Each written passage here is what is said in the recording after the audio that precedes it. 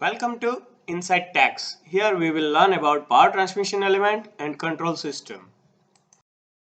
आज हम देखेंगे टैप चेंजर इन ट्रांसफॉर्मर और उसमें हम देखेंगे ऑफ लोड टैप चेंजर।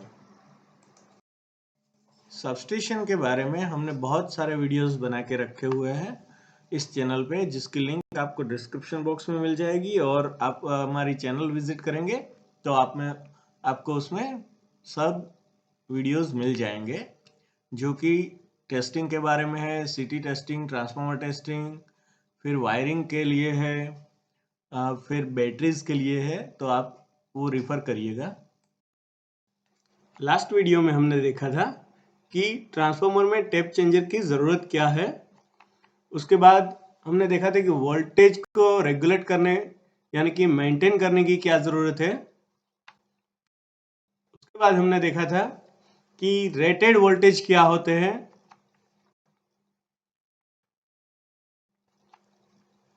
और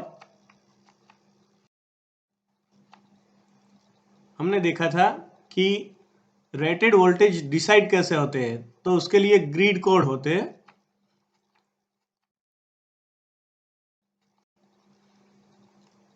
और ट्रांसफार्मर में जो टैप है वो क्या है उसके बारे में हमने जाना था और हमने देखा था कि टैप चेंज करते हैं तो क्या होता है।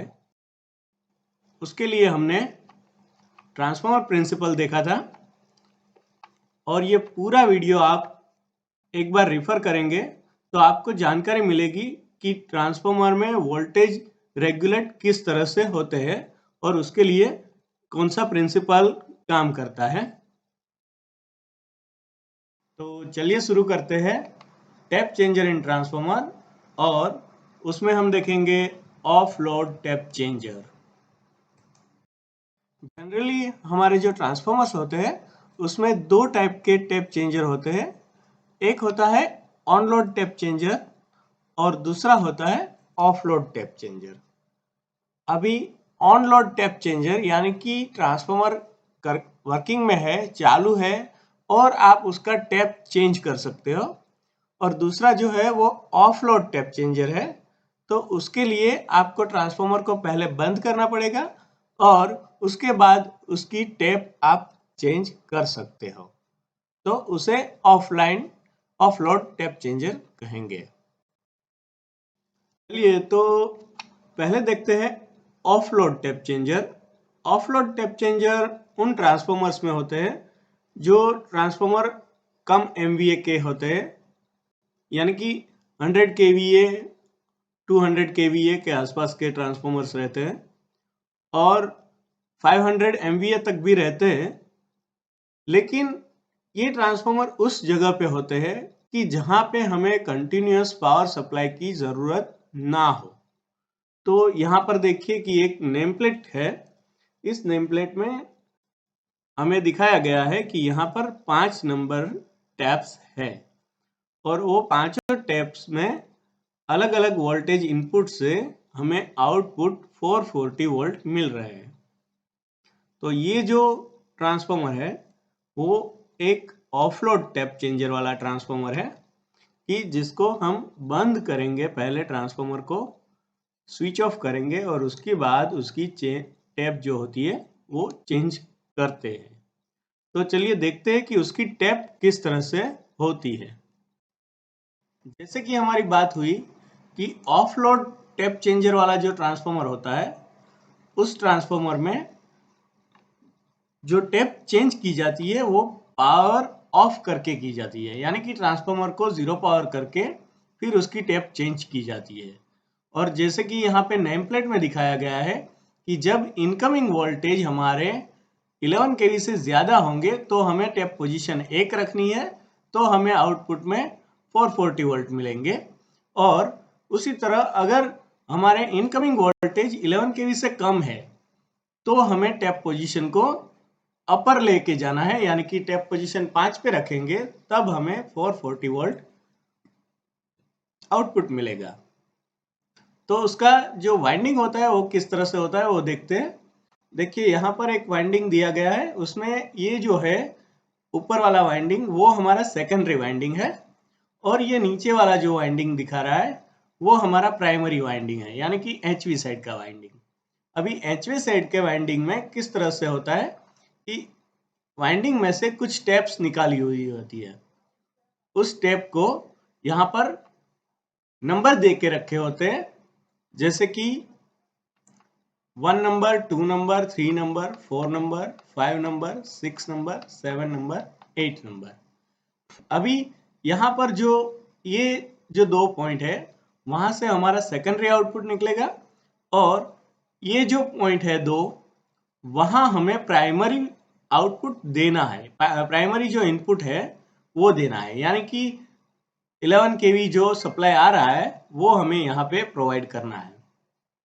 और यहाँ पर बीच में इस तरह से टेप दे रखी है। अभी क्या होगा कि हमें वोल्टेज अगर ज्यादा है तो क्या करना होगा कि हमें फुल वाइंडिंग को पिक्चर में लेना होगा, जिससे कि जो हमने लास्ट वीडियो में बात किया था कि टर्न रेशियो जो है वो 1 वोल्ट रहे, तो हमें सेकेंडरी में जो आउटपुट है वो हमारा डिजायर आउटपुट मिलेगा। वहां पे हमने एक एग्जांपल के थ्रू जाना था कि 1 वोल्ट टर्न कैसे हमने सेट किया है।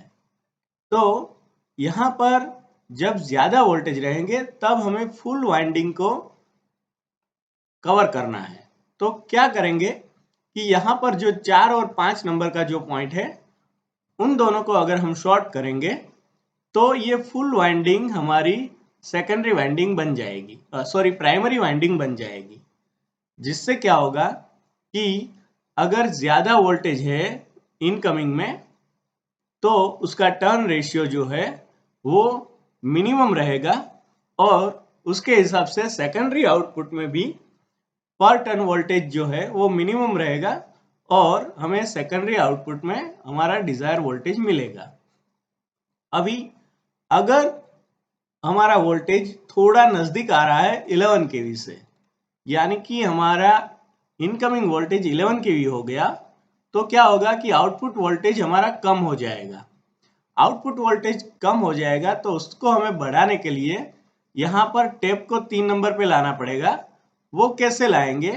तो यहाँ पर जो ये 4 और 5 नंबर को हमने शॉर्ट किया है उसकी जगह हम 3 और 6 नंबर को शॉर्ट कर देंगे, जिससे क्या होगा कि वाइंडिंग थोड़ी कट आउट हो जाएगी। तो इतनी वाइंडिंग पिक्चर में रहेगी, और उस वाइंडिंग से जो हमारा ये प्राइमरी है उससे जो सेकेंडरी बनेगा वो फिर से हमें डिजायर आउटपुट मिलेगा।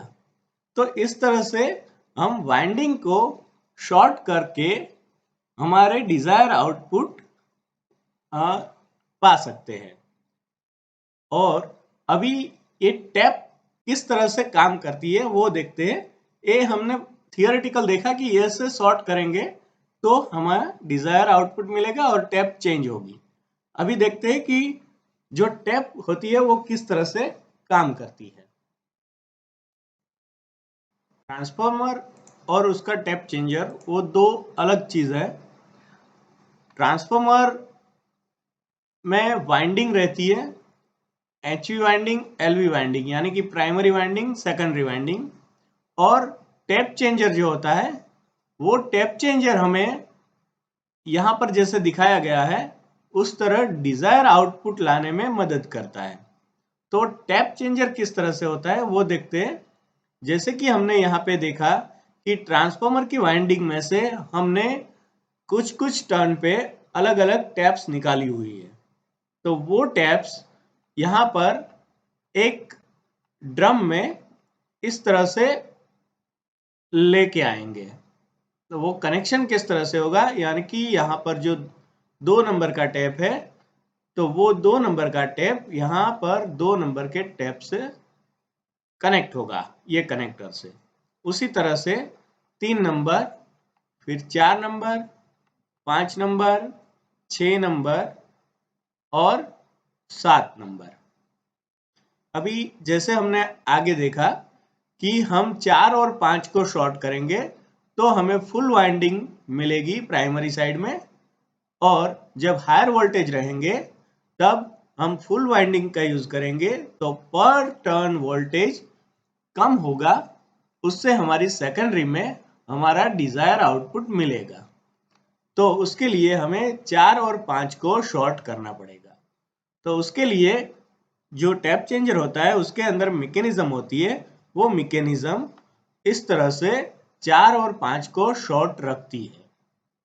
फिर क्या होता है कि अगर हमारा जो इनकमिंग वोल्टेज है वो कम हुआ थोड़ा, तो कम होगा तो हमें क्या करना है कि टैप को अभी 2 नंबर पे लाना है। तो यानी कि हमें थोड़ा सा HV वाइंडिंग जो है प्राइमरी वाइंडिंग उसको कट करना है। वो किस तरह से करेंगे, तो ये जो है टैप चेंजर, उस टैप चेंजर को हम घुमाएंगे और हम ये जो 4 और 5 कनेक्ट है उसको हम 4 और 6 के बीच में लेके आएंगे।